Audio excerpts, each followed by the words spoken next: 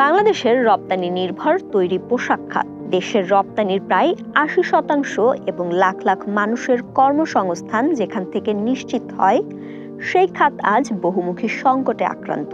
২০২৪ সালের জুলাই থেকে ২০২৫ সালের এপ্রিল পর্যন্ত ১০% প্রবৃদ্ধি সত্ত্বেও খাতটি টিকে থাকার লড়াই চালিয়ে যাচ্ছে। যুক্তরাষ্ট্র বাংলাদেশের পণ্যে অতিরিক্ত ১০% শুল্ক আরোপ করেছে, যা ৩৭% পর্যন্ত বাড়ার আশঙ্কা রয়েছে। অন্যদিকে ভারতীয় সীমান্তে বাংলাদেশের পোশাক সহ পণ্যের নিষেধাজ্ঞা দিয়েছে ভারত। প্রতিক্রিয়ায় বাংলাদেশের সুতা আমদানিতে নিষেধাজ্ঞা দেওয়ার জের ধরে এতে ভারতের বাজারে বাংলাদেশের ৪২% রপ্তানি বাধাগ্রস্ত হয়েছে। এখন রপ্তানিকারকদের জন্য ব্যয়বহুল ও সময় সাপেক্ষ সমুদ্র পথে নির্ভর করতে হচ্ছে।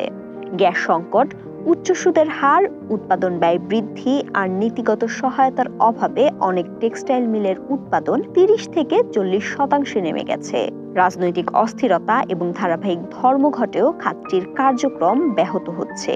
ফলে ২০০টির বেশি পোশাক কারখানা বন্ধ হয়ে গেছে।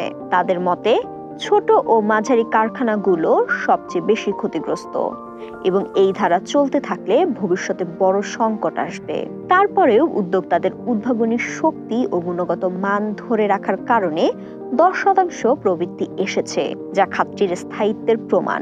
তবে এলডিসি থেকে উত্তরণে শুল্কমুক্ত সুবিধা হারানোর শঙ্কা রয়েছে। ব্যবসায়ীরা এর সময় পিছিয়ে দেওয়ার দাবি জানাচ্ছেন। বিশেষজ্ঞরা বলছেন, দক্ষতা, উৎপাদনশীলতা এবং বাজার বৈচিত্র্যই হবে ভবিষ্যতের মূল চাবিকাঠি।